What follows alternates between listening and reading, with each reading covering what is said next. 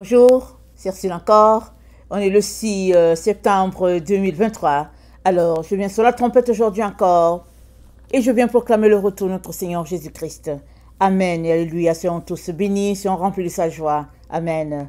Alors, des pierres d'achoppement sur les chemins des enfants de Dieu. Amen. Alors, tous ceux-là qui choisissent de se sanctifier, amen, se retrouvent souvent pris dans des feux intenses ou bien des pressions, amen, de toutes parts souvent. Et souvent on s'arrête, on se dit, mais qu'est-ce qui se passe?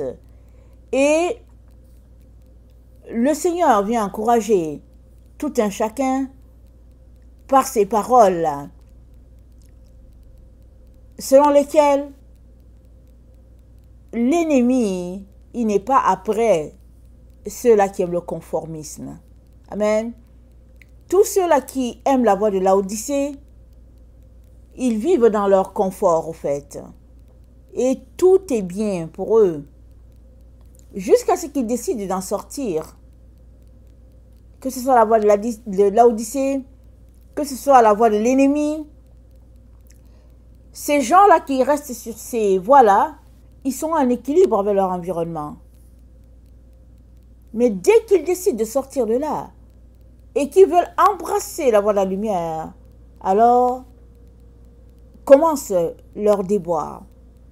Et ça, c'est l'ennemi qui met tout en œuvre pour les empêcher d'aller de l'avant avec leur projet d'être entièrement à Jésus-Christ. Et il est important que tu saches que les épreuves, ça fait partie de la vie de tout enfant de Dieu qui veut se sanctifier, se purifier. Et c'est par les épreuves que Dieu teste ta foi. Et toi-même, c'est important pour toi de savoir que, ah tiens, j'ai assimilé cette leçon-ci, je n'ai pas assimilé celle-là. Seigneur, viens à mon secours, je te demande pardon, je suis tombé ici, aide-moi à ne plus tomber et puis à ce que je sois alerte de tel côté. Ça, c'est la voix de Dieu. Amen. Pour ses enfants qui lui obéissent. Et puisque il y a plusieurs qui quittent les voies des ténèbres pour embrasser la voie de la lumière, il est important que le peuple de Dieu sache que sur leur chemin, il y aura des pierres d'achoppement. Amen. Des pièges. Les pierres d'achoppement sont les pièges tendus par l'ennemi, souvent par les personnes les plus proches de toi. Ils te tendent des pièges afin de t'empêcher d'aller de l'avant, afin de continuer de te posséder et de tirer tout de toi, afin que tu sois au service de l'ennemi. Parce que tous ceux-là qui ne marchent pas selon le Seigneur sont les esclaves de Satan. Et le jour où tu décides de sortir de cet esclavage-là, tu passes par toutes sortes d'épreuves, toutes sortes de barrières, des situations terribles. Et souvent, l'ennemi utilise les personnes qui sont les plus proches de toi pour te décourager et t'empêcher d'arriver à la ligne d'arrivée, comme on dit. Mais il est important que tu continues de courir parce que c'est le seul moyen pour toi de toucher Dieu. Amen. Alors, les pierres d'achoppement sont les pièges. Amen. Pièges que l'ennemi met souvent subtilement, par la séduction, après par des menaces, après par le salissage, après, par toutes sortes de tactiques pour te faire sombrer. Mais la Bible dit, ceux qui vivent pieusement selon le Seigneur Jésus-Christ, ils seront persécutés. Accepte la persécution, parce que la couronne se trouve au bout. Amen. Dans Nombre 23, nous connaissons tous l'histoire de Balak, le roi de Moab, qui est venu voir Balaam, le sorcier, disant à Balaam, maudit Israël. On ne va pas entrer dans tous les détails parce que c'est une très longue histoire. Je vous encourage à aller regarder Nombre, je pense que ça commence à Nombre 20, jusqu'à 24 ou 25. Alors ça parle de cette histoire-là où Balaam a été sollicité par Balak, le roi de Moab, pour que Balaam, le sorcier, puisse maudire Israël. Et au début, Balaam a dit non, je ne veux pas le faire. Mais les gens sont venus et il les a fait dormir. Et il est parti demander, est-ce que je les suis? Mais tu as déjà dit que tu ne veux pas le faire. Tu les suis pourquoi? Parce que il était attiré par les promesses du roi Balak qui lui avait promu, qu'il lui avait promu beaucoup de biens matériels. Et Balaam est parti, et en cours de route, son âne ne voulait plus bouger. Il a frappé l'âne et puis l'âne a ouvert la bouche pour parler, pour dire, mais pourquoi est-ce que tu me frappes? Consternation. Un âne qui parle. L'âne dit, mais est-ce qu'il t'a fait ça? Il dit, mais non, mais tu ne veux pas avancer. L'âne dit, Dieu a ouvert les yeux de Balaam, et puis Balaam a vu un ange. Là, Balaam il s'est mis en position de demande de pardon, parce qu'il venait de voir ce que l'âne avait vu. Et après lui avoir fait des reproches, Dieu lui a dit, suis-les, mais tu vas faire ce que moi je vais te dire, parce que lui, il va te dire. Et l'histoire va continuer. Et puis finalement, à Nombre 23, Balak, le roi de Moab, revient toujours, parce qu'il veut que Israël soit maudit. Alors, au verset 7, Balaam, le sorcier, prononça son oracle et dit, Balak m'a fait descendre d'Aram, le roi de Moab m'a fait descendre des montagnes de l'Orient. Viens, maudis-moi Jacob, viens, sois irrité contre Israël. Comment maudirais-je celui que Dieu n'a point maudit? Comment serais-je irrité quand l'Éternel n'est point irrité? Je le vois du sommet des rochers. Je le contemple du haut des collines. C'est un peuple qui a sa demeure à part et qui ne fait point partie des nations. Qui peut compter la poussière de Jacob et dire le nombre de quarts d'Israël?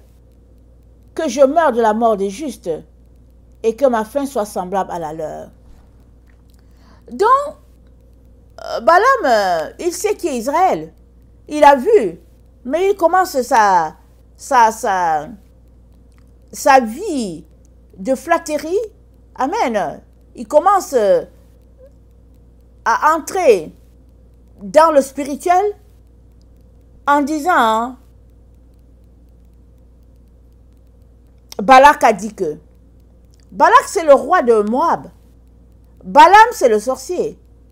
Il sait qu'Israël est béni, mais il commence quand même à dire que Balak a dit que il vient maudire moi Israël. Lui, il ne se sent pas concerné, mais il est associé à Balak pour maudire Israël. Même s'il dit que c'est Balak qui a dit, lui, Balaam, il est aussi coupable. Puisqu'il connaît la vérité, mais il marche pour assouvir ses desseins à lui. Et Dieu qui est puissant a dit à Balaam, tu vas faire ce que je t'ai dit, pas ce que Balak te dit. Et finalement, Balaam dit à Balak, Balaam c'est le sorcier, les noms se comparent, mais se ressemblent, pardon. Balaam le sorcier dit à Balak, attends, je vais te dire ce qu'il faut faire. Mets sur leur chemin des pierres d'achoppement.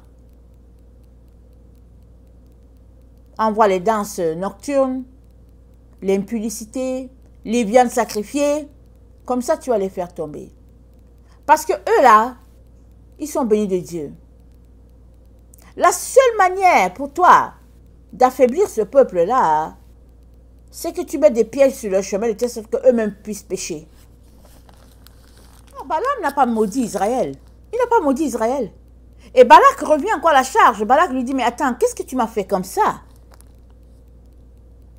Et Balak, nous sommes maintenant dans Nombre 23. Et Balak se tenait près de son holocauste avec les chefs de Moab. Balak lui dit, mais qu'est-ce que l'Éternel a dit? Balaam prononça son oracle et dit, lève-toi Balak, écoute, prête-moi l'oreille, fils de Stippor. Dieu n'est point un homme pour mentir, ni fils d'un homme pour se repentir. Ce qu'il a dit, ne le fera-t-il pas? Ce qu'il a déclaré, ne l'exécutera-t-il pas? Voici, j'ai reçu l'ordre de bénir. Il a béni, je ne le revoquerai point. Il n'aperçoit, c'est-à-dire que Dieu n'aperçoit point d'iniquité en Jacob. Il ne voit point d'injustice en Israël. L'Éternel, son Dieu, est avec lui. Il est son roi, l'objet de son allégresse. Dieu les a fait sortir d'Égypte. Il est pour eux comme la vigueur du buffle. L'enchantement ne peut rien contre Jacob, ni la divination contre Israël. Au temps marqué, il sera dit à Jacob et à Israël, quelle est l'œuvre de Dieu? C'est un peuple qui s'élève comme une lionne et qui se dresse comme un lion. Il ne se couche point jusqu'à ce qu'il ait dévoré sa proie et qu'il ait bu le sang des blessés. Balak dit à Balaam, ne le maudis pas, mais du moins ne le bénis pas. Et Balaam répondit à Balak, ne t'ai-je pas parlé ainsi? Je ferai tout ce que l'Éternel dira. Balak dit à Balaam, viens donc, je te mènerai dans un autre lieu. Peut-être Dieu trouvera-t-il bon que de là, tu me maudisses ce peuple. Balak mena Balaam sur le sommet du Péor, au regard du désert. Donc vous voyez deux hommes, un roi qui est Balak et un sorcier qui est Balaam. Alors Balak veut que Israël soit maudit. Balaam sait que Israël ne peut pas être maudit, mais Balaam participe à tout ce que Balak lui dit. Et ils changent de lieu.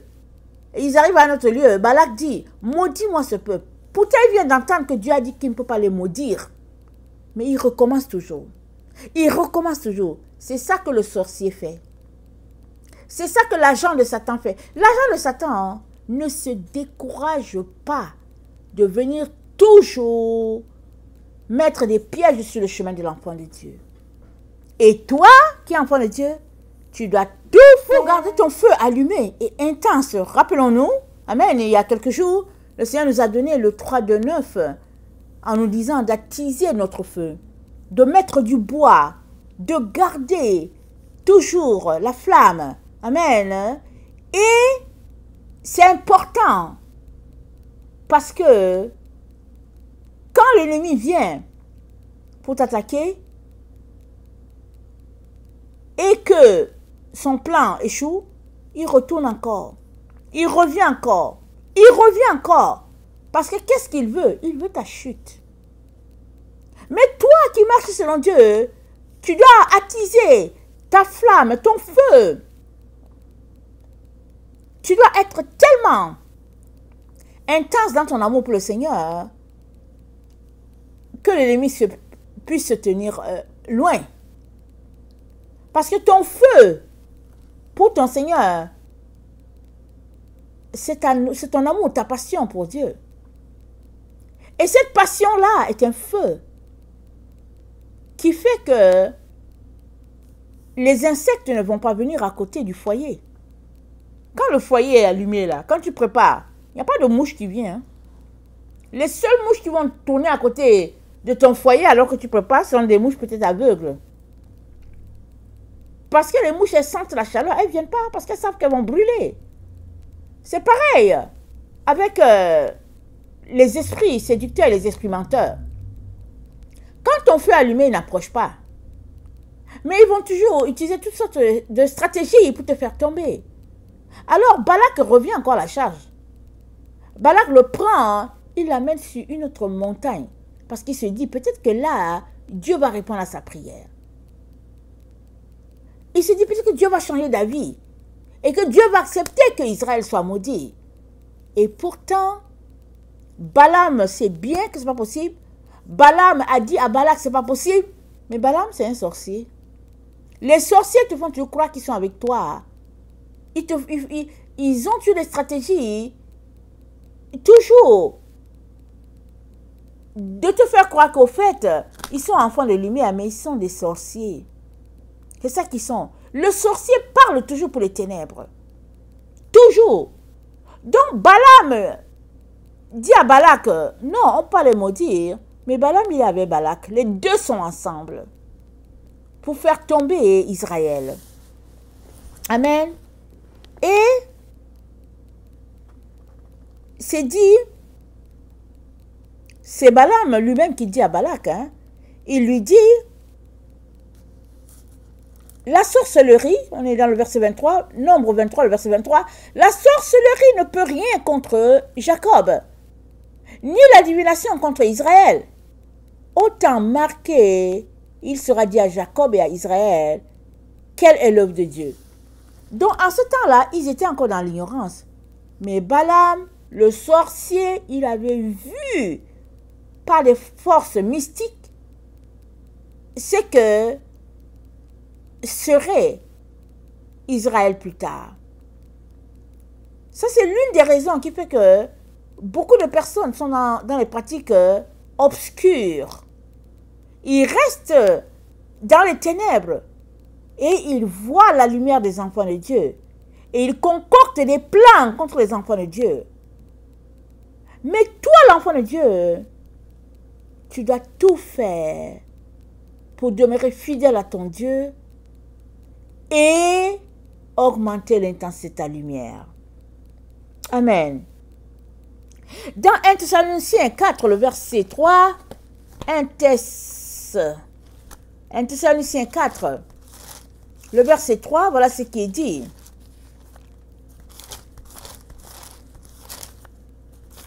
Excusez-moi. Ce que Dieu veut, c'est votre sanctification.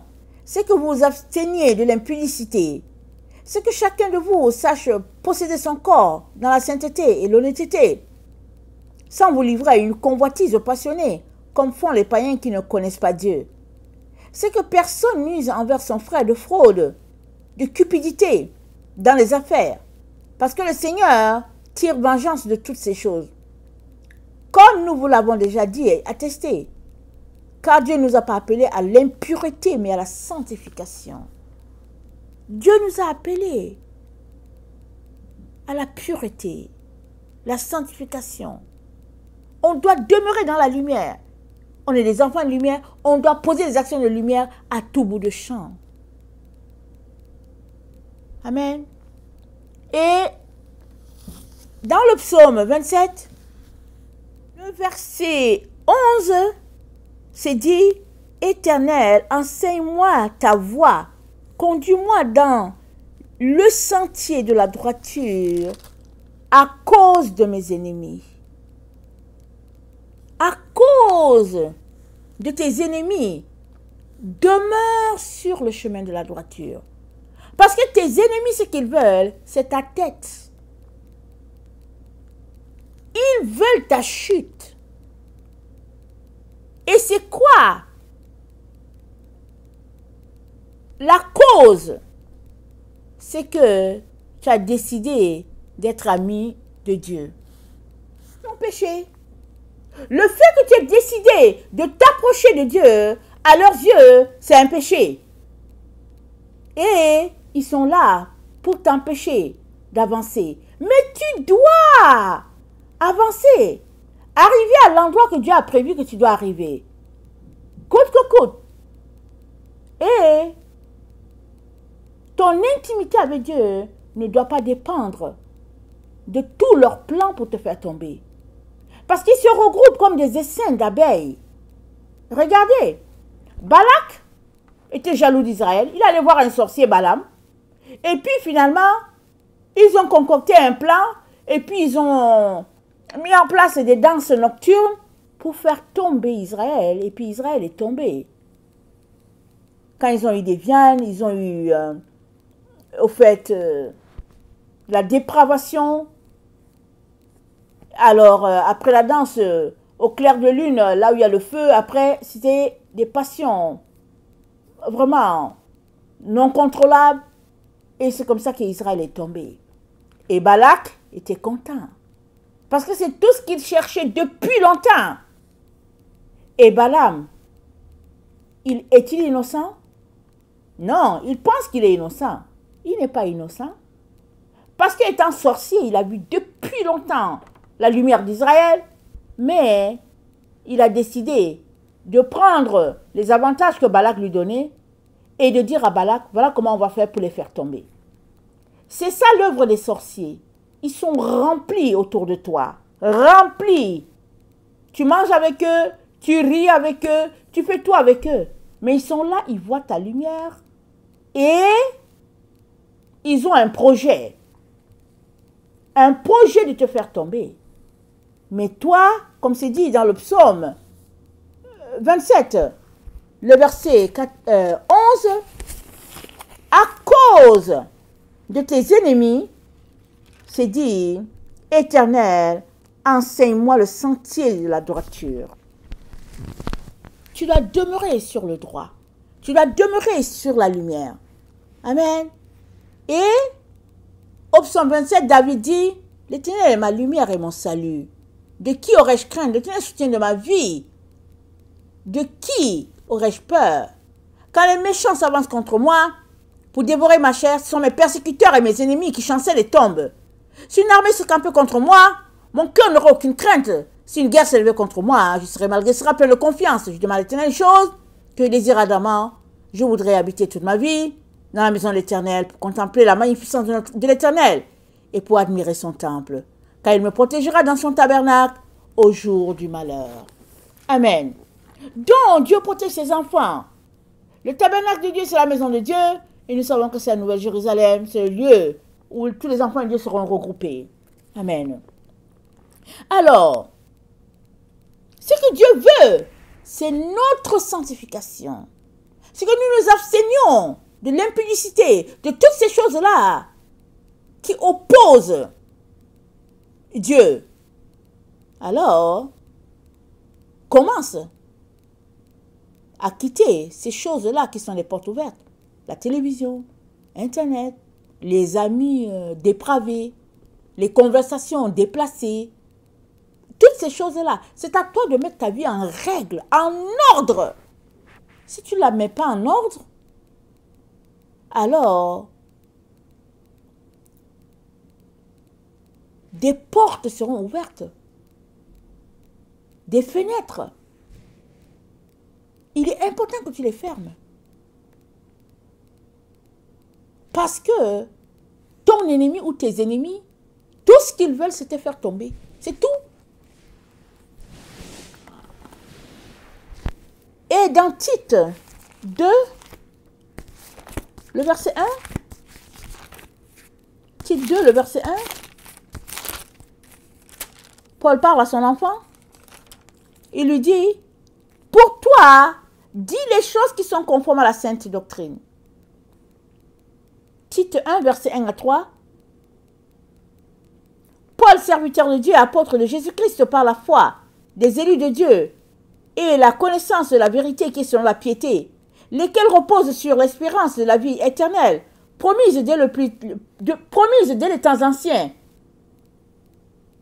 par le Dieu qui ne ment point, et qui a manifesté sa parole en son temps par la prédication qui m'a été confiée d'après l'ordre de Dieu notre Sauveur.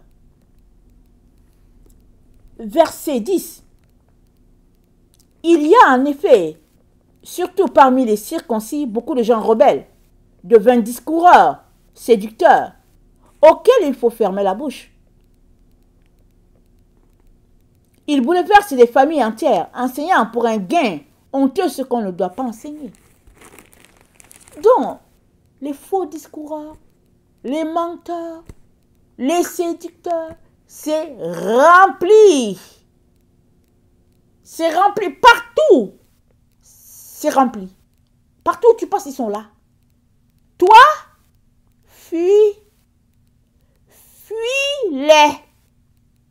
Mets ta vie en ordre. Éphésiens 1. Éphésiens 1. Excusez-moi. Le verset 3. Béni soit Dieu, le Père de notre Seigneur Jésus-Christ, qui nous a bénis de toutes sortes de bénédictions spirituelles dans les lieux célestes en Christ. En lui, Dieu nous a élus avant la fondation du monde pour que nous soyons saints et irrépréhensibles devant lui. Nous ayant prédestinés dans son amour à être des enfants d'adoption, par Jésus-Christ selon le bon plaisir de sa volonté, à la louange de la gloire de sa grâce qu'il nous a accordée en son bien-aimé.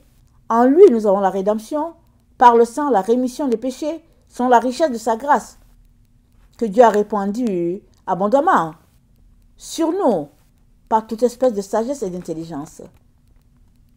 Verset 13. En lui, vous avez aussi été, en lui, vous avez aussi, après avoir entendu la parole de vérité, l'évangile de salut, en lui, vous avez cru et vous avez été scellés du Saint-Esprit qui avait été promis, lequel est le gage de votre héritage, pour la rédemption de ceux que Dieu s'est acquis à la louange de sa gloire. C'est pourquoi, moi aussi, ai entendu parler de vous, et entendu parler de votre foi en Jésus-Christ et de votre charité pour tous les saints, je ne cesse de rendre grâce pour vous, faisant mention de vous dans mes prières, afin que le Dieu de grâce de notre Seigneur Jésus-Christ vous donne un esprit de sagesse, de révélation dans sa connaissance, et qu'il illumine les yeux de votre cœur pour que vous sachiez quelle est l'espérance qui s'attache à son appel, quelle est la richesse de la gloire de son héritage, qu'il réserve aux saints, quelle est envers nous qui croyons l'infinie grandeur de sa puissance, se manifestant avec efficacité par la vertu de sa force. Il l'a déployé en Christ, en le ressuscitant des morts et en le faisant asseoir à sa droite dans les lieux célestes. Au-dessus de toute domination, autorité, puissance, dignité et de tout nom qui se peut nommer, non seulement dans le siècle présent, mais encore dans le siècle à venir. Il a tout mis sous ses pieds. Il l'a donné pour chef suprême à l'Église, qui est son corps, la plénitude de celui qui l'a rempli en tout. Amen. Alors, Paul a prié pour que Dieu illumine nos yeux, les yeux de notre intelligence, afin qu'on sache quelle est l'espérance que nous avons en Dieu. La prière a déjà été exaucée. C'est à toi et moi de travailler notre relation, de manière à ce qu'on puisse être illuminé sur notre appel et qu'on ne perde pas le temps devant la télévision, à des distractions, à des communions de repas et à des soirées de rire et de plaisanteries. Ça ne sert qu'à perdre tous ceux-là qui veulent aller de l'avant avec le Seigneur. Tu ne peux pas en même temps suivre Jésus et en même temps t'asseoir avec des gens qui ne veulent pas se sanctifier. Tu ne peux pas, tu dois choisir. Et laisser ceux qui veulent se perdre à leurs activités. Et toi, tu dois te retirer pour chercher ton Dieu.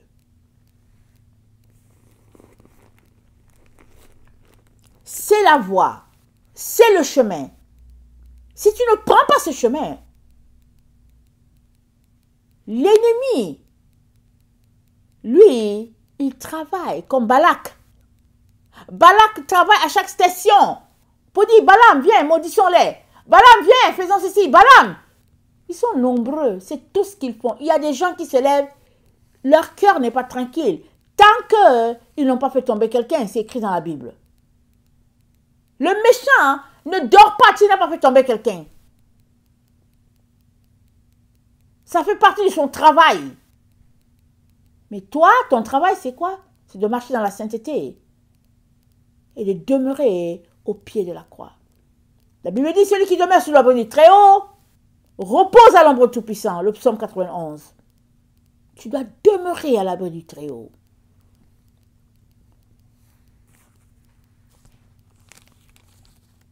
Tu ne peux pas en même temps marcher selon le Seigneur et en même temps marcher selon le monde. Tu dois choisir. Tu dois faire le deuil de tes amis. Tu dois faire le deuil de tes soirées de rire. Tu dois faire le deuil de l'association des esprits territoriaux. Alors il y a des gens qui se retrouvent avec les gens de leur coin. Tous les esprits territoriaux se retrouvent. Comment vas-tu sortir de là?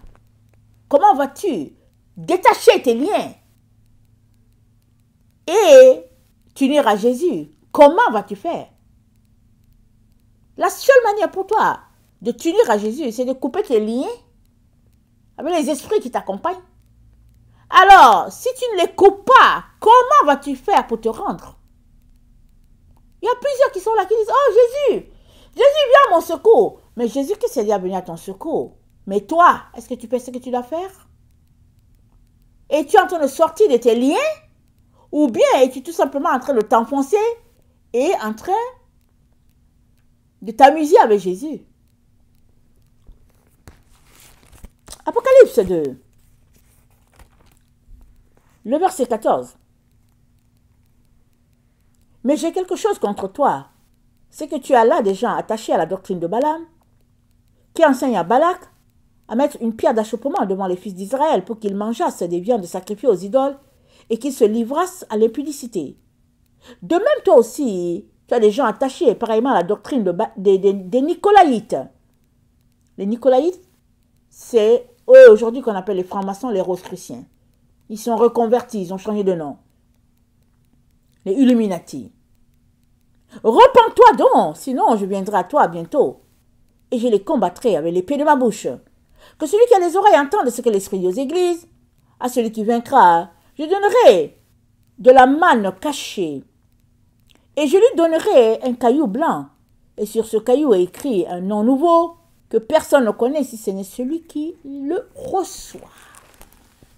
Si ce n'est celui qui le reçoit. Il y a un caillou blanc que Dieu donne à ses enfants. Alors c'est quand tu vas recevoir le caillou que tu vas connaître le nom nouveau qui est là. Sinon tu ne sauras pas. Mais pour avoir ce caillou, il faut que tu te débarrasses de tous les Balaks et les Balaam sur ton chemin. Il y a du travail. Il y a du pain sur la planche. Il est important de sortir de toute distraction et d'être sérieux dans sa relation avec son Seigneur. Les pierres d'achoppement sont là parce que l'ennemi te combat. Mais la victoire est aussi là pour tous ceux-là qui marchent sur le chemin droit. Et le Seigneur veut cela pour toi. Il est temps que tu te sépares de tout cela qui te perdent le temps et l'énergie. Au nom puissant de Jésus. Maranatha, Jésus revient. Amen et alléluia. Soyons tous bénis. Amen et amen.